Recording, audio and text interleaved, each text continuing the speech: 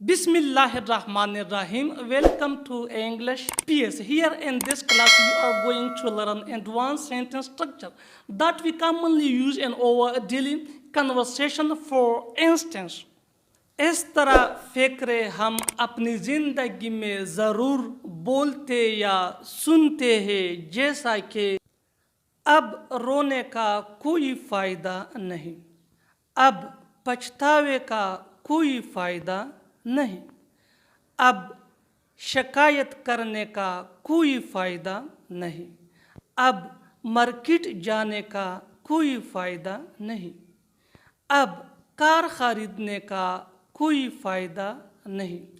ये छोटे छोटे फ़िक्रे टेंसेस और पार्ट्स ऑफ स्पीच जितने इम्पोर्टेंट हैं। इस तरह की फ़िक्र के लिए अंग्रेज़ी का जो स्ट्रक्चर यूज़ होता है वो कुछ इस तरह का है। There is no use of, there is no use of के बाद verb plus ing। There is no use of plus verb ing। ये इस तरह के फ़िक्र के लिए अंग्रेजी का स्ट्रक्चर है। Let's see with the help of example. अब रोने का कोई फ़ायदा नहीं, there is no use of weeping, there is no use of weeping.